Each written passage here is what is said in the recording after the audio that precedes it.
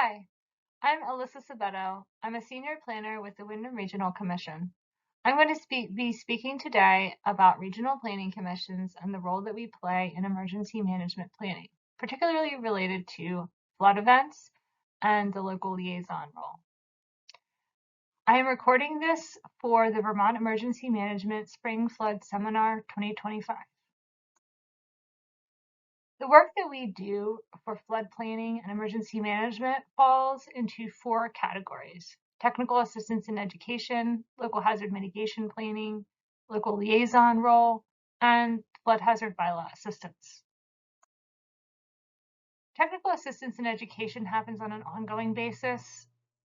Local hazard mitigation planning occurs typically and ideally every 5 years because that is the lifespan of those plans. The local liaison role occurs during and after incidents or events, and flood hazard bylaw assistance is done on an as needed, as requested basis. So what's involved in technical assistance? That includes things like grant support, which is putting together grant applications and helping towns to administer or manage grants that have been awarded. We typically do this for the Flood Resilient Communities Fund grant, which comes directly through Vermont Emergency Management, or for FEMA grants like the Hazard Mitigation Grant Program or the Building Resilient Infrastructure and Communities Grant. We also work with our towns to maximize their ERAF, or Emergency Relief Assistance Fund, rate. This helps to give them the maximum state match above and beyond the federal share given following a declaration. Additionally, we work for training and exercise coordination to assist emergency management directors in getting the training that they want in the area. The EMD, or Emergency Management Director, is the primary person that we're working with at the local level. Additionally, we staff regional emergency management committees, which are groups made up of emergency management directors and one other appointee from each town that's affiliated with emergency response. And it's a way to facilitate networking and training for those folks. Local hazard mitigation planning is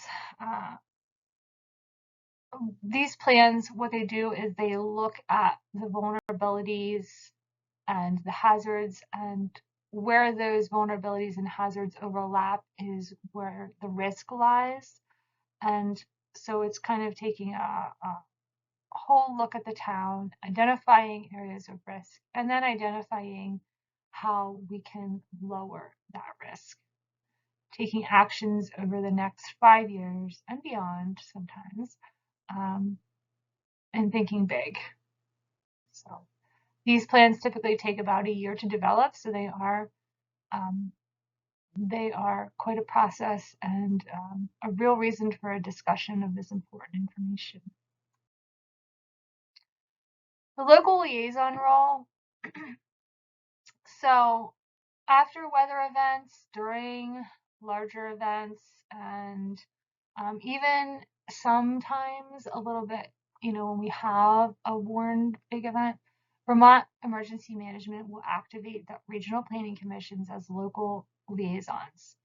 And the role that we play in this area is we contact the towns, the local emergency operations centers.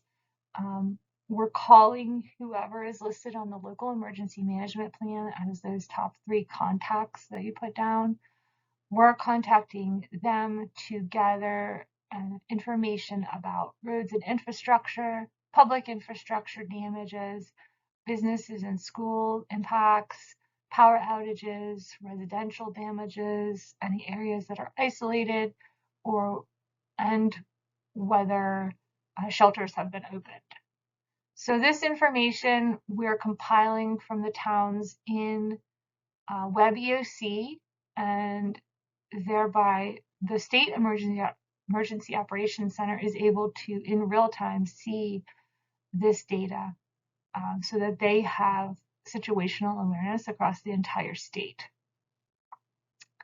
And for longer term events, Vermont Emergency Management will typically hold conference calls with emergency management directors to be able to share information in both directions there.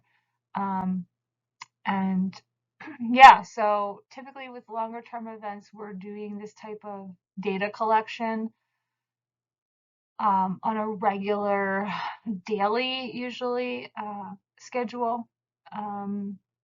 And yeah, it's the way that the state has visibility on what's going on across the entire state and has an idea about any potential declarations and needs. Flood hazard bylaw and post-flood assistance. So yeah, pre-flood, we're working mostly with towns on flood hazard bylaw updates. There are new maps coming statewide, and you can understand where the process is in your area by looking up that link there on the slide. We also help to organize trainings for floodplain administrators and zoning administrators so that they can have the information needed to properly carry out the bylaws on their books.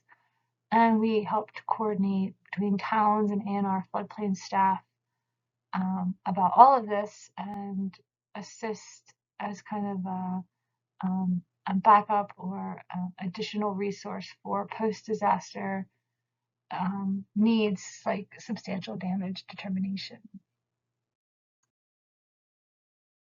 As well, I wanted to share some basic tips for towns in being better prepared for flood events.